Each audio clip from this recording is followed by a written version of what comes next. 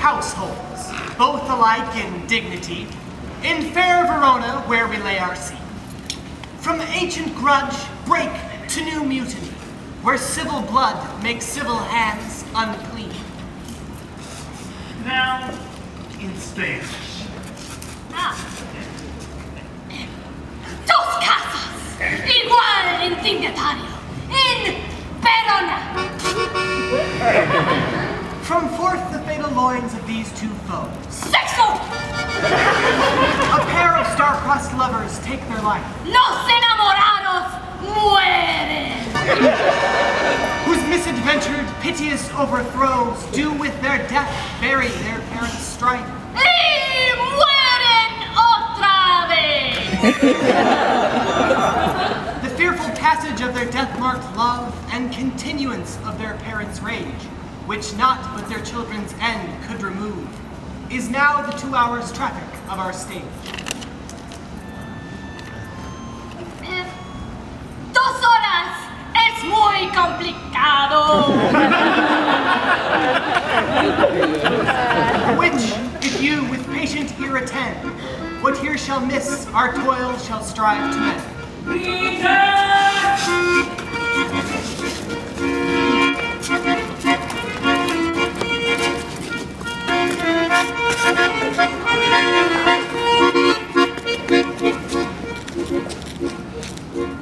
Gregory, oh my word, will not carry coal. No, for then we should be coal miners. I mean, and we be in a collar will draw.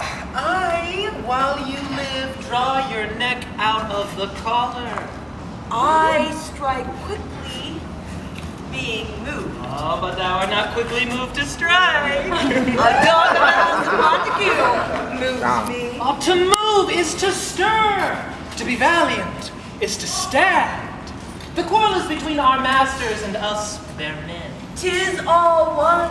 I will show myself a tyrant. When I have fought with the men, I will be cruel to the maids and cut off their heads. The heads of the maids? Aye, the heads of the maids, or their maiden heads. Take it in what sense thou wilt. They must take in what sense they feel it. Me they shall feel while I am able to stand. Oh. 'Tis known I am a pretty piece of flesh. Ah, 'tis well thou art not fish. If thou hadst been poor John. Draw thy tool, here comes two of the house of the Montague. My naked weapon is out. Quarrel, I will back you. How? Turn thy back and run? Fear me not. Mary, I fear thee, I fear thee. Let us take the law of ourselves. Let them begin it. I will frown at them as they pass by and let them take it as they list. Stay as they dare. I will flip the bird to them, which is a disgrace to them, if they bear it. Do you flap the bird at us, sir? I do flip the bird, sir. Do you flap the bird at us, sir?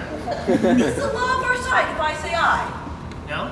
No, sir, I do not flap the bird at you, sir, but I do flip the bird, sir. Do you quarrel, sir? Quarrel? No, sir? If you do, sir, I implore you. I serve as good a man as you. No better. Yes, better, sir. You lie. Draw, if you be men. Gregory, remember thy swashing blow. Fools! Put up your swords, you know not what you do! What? Art thou drawn among these hearts' hinds? Turn thee, Benvolio, and look upon thy death. I do but keep the peace! Put up your sword or manage it to part these men with me! What's drawn in talk of peace? I hate the word, as I hate hell, all Montagues in thee. And at thee, coward!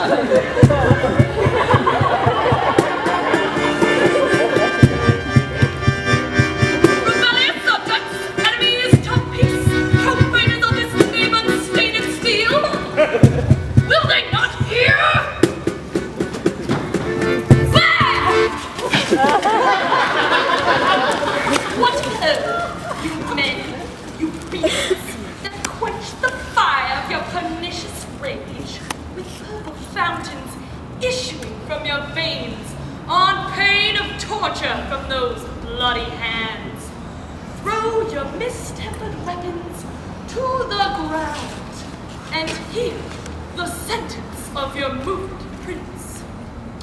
3 civil brawls bred of an airy word by the old Capulet and Montague have thrice disturbed the quiet of our streets. If ever you disturb our streets again, your lives shall pay the forfeit of the peace. For this time all the rest depart away. You, Capulet, shall come along with me, and Montague come you this afternoon, to know our fathers' pleasure in this case, to Old Freetown, our common judgment place. Once more, on pain of death, all men depart.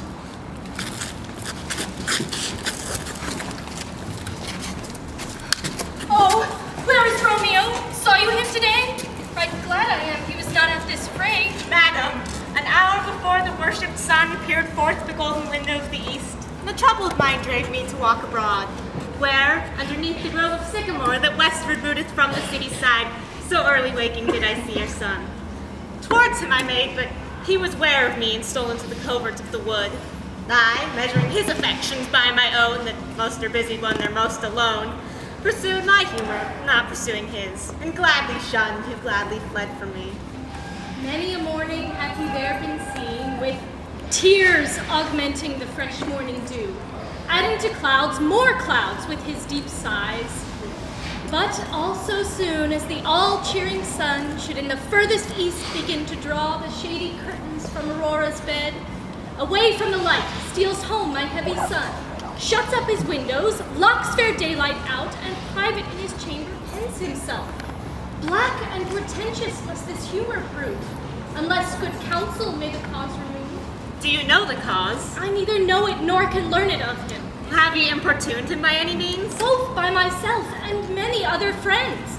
But he is to himself his own affection's counselor, but to himself so secret and so close, so far from sounding and discovery, as is the bud bit by an envious worm, ere he can spread his sweet leaves to the air, or dedicate his beauty to the sun. If we could but learn from whence his sorrows grow, we would as willingly give cure as know. See where he comes. So please you, step aside. I'll know his grievance, or be much denied.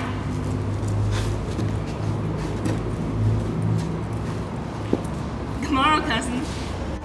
Is the day so young? But new struck 9. Ay me, sad hours seem long. What sadness lengthens Romeo's hours? Not having that which having makes them short. Love. Out. Love? Out of her favor, where I am in love. Oh, lass, that love, so gentle in his view, should be so tyrannous and rough in proof. Alas, that love whose view is muffled still should without eyes see pathways to his will. Where shall we dine? Oh me, what fray was here? Yet tell me not, for I've heard it all. Here's much to do with hate, or more with love. Why then, oh brawling love, oh loving hate, oh of anything, of nothing first create. Heavy light, serious vanity, misshapen chaos, well-seeming forms, feather of lead, bright smoke, cold fire, sick health, still waking sleep that is not what it is. This love feel I, but feel no love in this. Dost thou not laugh? No, cuz, I'd rather weep. Good heart, at what? Thy good heart's oppression. Why, such is love's transgression.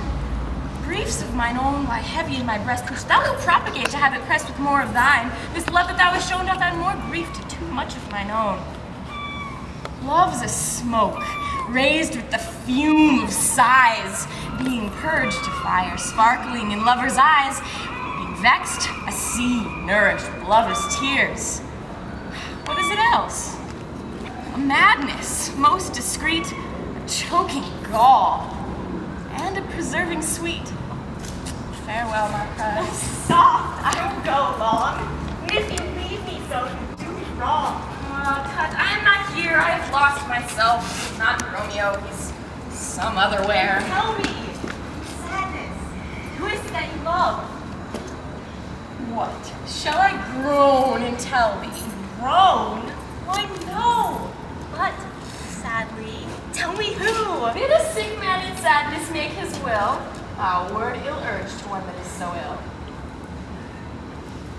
In sadness, cousin, I do love a woman. I am so near when I supposed you loved. All right, fair mark, man. When she's fair, I love. Oh, all right, fair mark, fair cuz, soonest hit.